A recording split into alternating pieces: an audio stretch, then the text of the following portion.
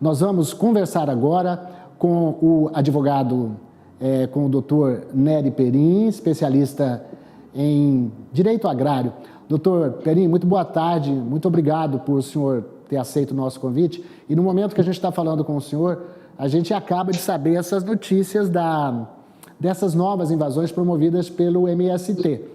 Como é que o senhor vê esse movimento? Alguma coisa de diferente? Esse abril vermelho de outros? Boa tarde. Boa tarde, Valteiro. O prazer é nosso. É uma honra pelo convite ter feito, e a gente aceita com o maior carinho, porque esse assunto nos é caro, né? E a gente lamenta esses atos de violência que não geram a nada. A princípio é bom você ter o seguinte: não existem partidos políticos ou segmentos, quaisquer que seja, direita, esquerda, centro, que é contra a reforma agrária.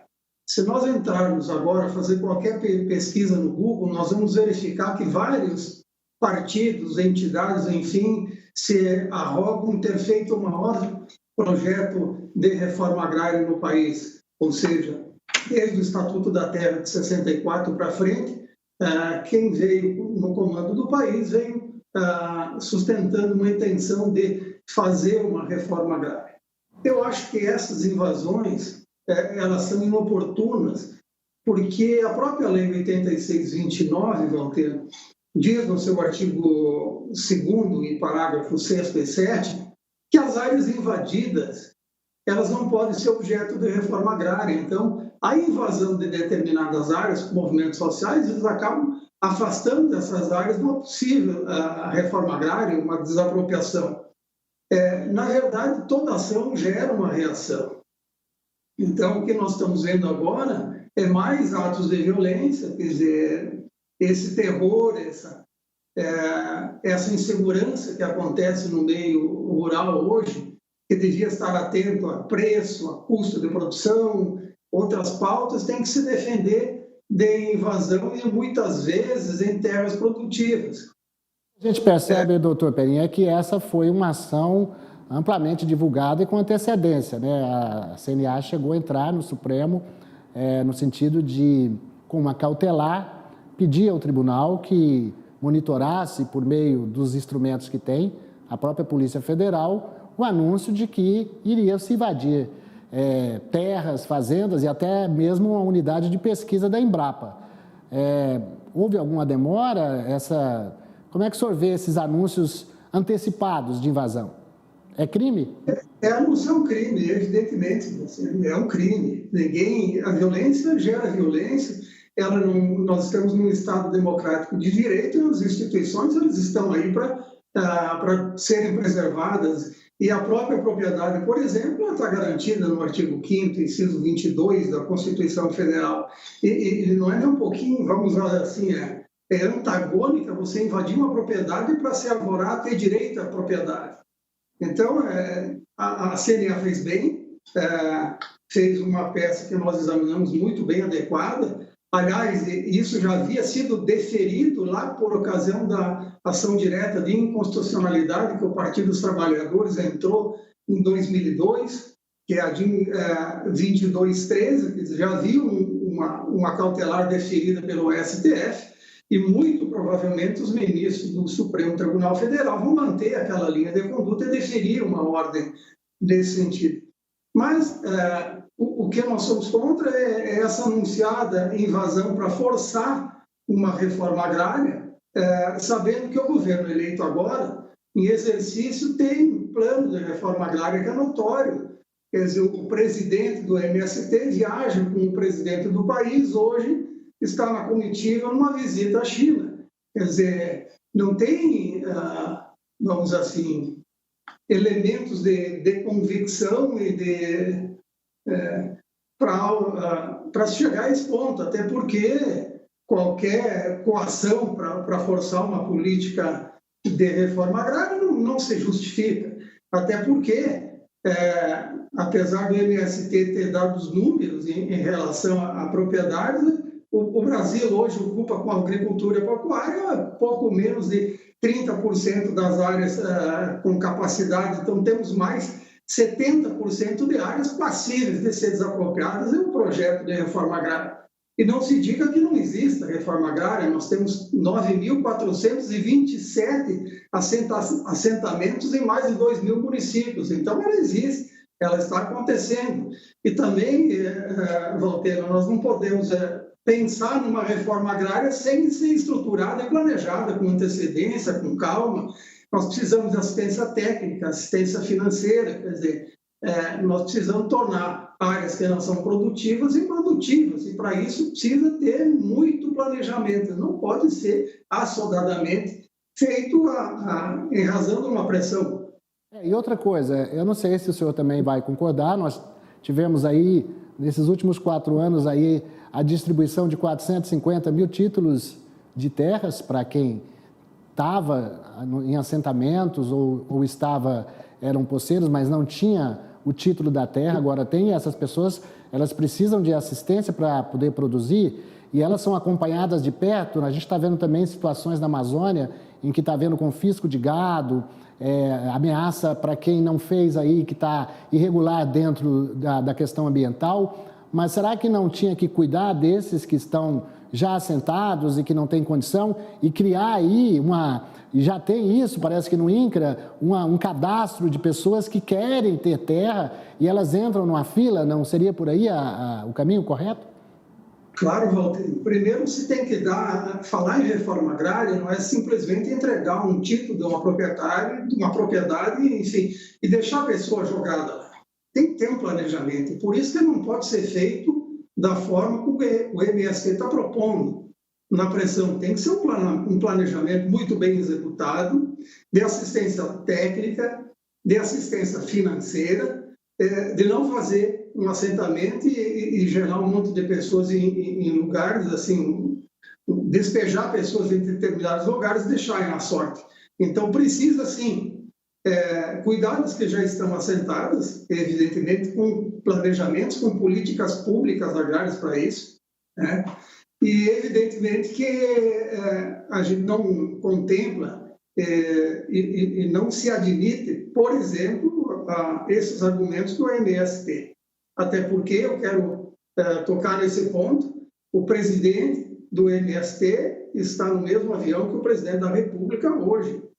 Ele não precisa de mais nada, a não ser sentar do lado dele e conversar a respeito de uma reforma agrária que seja conveniente, mas em terras improdutivas, não em terras produtivas. E hoje nós não temos terras improdutivas nesses 30% que é ocupado pelos ruícolas, pela atividade pecuária e da agricultura. Muito pelo contrário, nós temos assim uma capacidade produtiva, um uso, uma função social desse percentual de área assim, extremamente satisfatório. Tanto que nós concorremos com o resto do mundo em excelência. O Brasil não deve nada em termos de ocupação, de produtividade, é nos estados que mais produzem no mundo. E por isso que eu perguntei ao senhor se o senhor via alguma diferença entre as ações desse ano com outras de anos anteriores, porque a gente tem estatísticas mostrando que só esse ano já há 40 fazendas, sem contar os dados de hoje, mas cerca de 40 fazendas, inclusive fazendas produtivas, que já foram invadidas. Quando você faz um cálculo de 4 anos atrás, aqui não tem nenhuma questão de comparar governo, mas acaba caindo invariavelmente numa comparação, foram 70 invasões em 4 anos e agora tem 40 em 3 meses. Não me parece que isso é uma política de reforma agrária, me parece outra coisa, né? Se a política fosse de reforma agrária, o presidente tem uma política de reforma agrária claramente definida e sempre disse durante a campanha e agora que vai propor, e eu acredito que vai propor e vai fazer alguma reforma agrária também nesse sentido.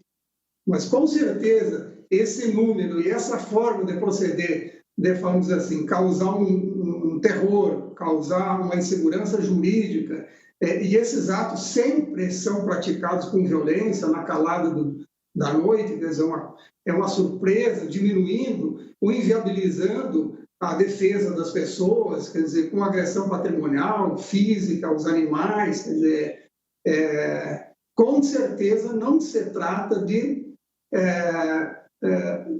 atos para promover a reforma agrária. Pode qualquer outra conotação, menos isso. Doutor Peninho, o que o senhor aconselharia, o senhor é do ramo do direito, advogados, aos proprietários? Porque a reação não pode ser no nível da violência. Então, qual que é a medida adequada para quem está nos assistindo e às vezes até é vítima aí de invasão? De que forma que deve proceder o produtor, o proprietário que tem o seu bem, a sua propriedade invadida? Vamos em dois momentos, então. Se ela não foi invadida ainda e está na iminência de ser invadida e ele tem conhecimento, ele pode propor uma ação de interdito proibitório junto ao judiciário para que o juízo dê uma ordem negativa de conduta ao movimento sem terra para que ele não venha invadir essa propriedade. Bem, se ele não tem essa ordem eficácia, mesmo assim, os atos de invasão foram executados, evidentemente ele tem todo o direito constitucional e legal de se defender, o que nós chamamos de desforço imediato. Ele pode oferecer resistência, se achar que tem condições de resistir, ele pode, é um direito dele. E num segundo momento, se ele for desalojado da propriedade, procurar o judiciário com uma ação de reintegração de posse para retornar à área com mandado judicial. Bom, e para finalizar, eu pergunto ao senhor, o que o senhor espera do Supremo? Essa decisão está nas mãos do ministro Nunes Marques, ele certamente tomaria uma decisão liminar, mas ela certamente será submetida ao plenário. Me parece que essa ação da CNA também está no bojo de uma ação maior, que, inclusive, eu queria que o senhor esclarecesse, o senhor falou no começo, que terras que são invadidas com o objetivo de reforma agrária, elas deixam de perder esse objetivo e quem invadiu perde o direito, se eu não estou errado. Valteno, você está bem correto. O STF deve manter a mesma posição que manteve quando deferiu medida cautelar nos mesmos autos que essa está sendo proposta, ou seja, na ação direta de inconstitucionalidade 2213, proposta pelo Partido dos Trabalhadores à época em 2002. Já houve uma determinação nesse sentido, tá? De proteção, de validade dos atos, né? Que exclui da reforma agrária qualquer imóvel que for invadido por 2 anos. Tá? E se houver uma reincidência, isso duplica o prazo para 4 anos. Então, nós imaginamos que essa ordem solicitada pela CNA é uma ordem oportuna, ela tem uma visão e um objetivo de manter a paz, de diminuir esses atos de violência, tá? Ou de prevenir que isso aconteça normalmente, e trazer paz no campo, até porque, Valteno, você acompanha muito bem esse setor, é o setor que mais funciona no país. O setor do agronegócio, da agropecuária, é um setor eficiente no Brasil, então nós precisamos de ter calma, o produtor precisa de tempo para se programar, de planejar a safra, os custos são altos, de como diminuir o custo, como é que ele vai vender, os preços caem. Quer dizer, tudo que nós não precisamos agora é ter esse incômodo no campo, é atrapalhar, é esse ingrediente que não acrescenta nada, a não ser prejudica o país e os brasileiros.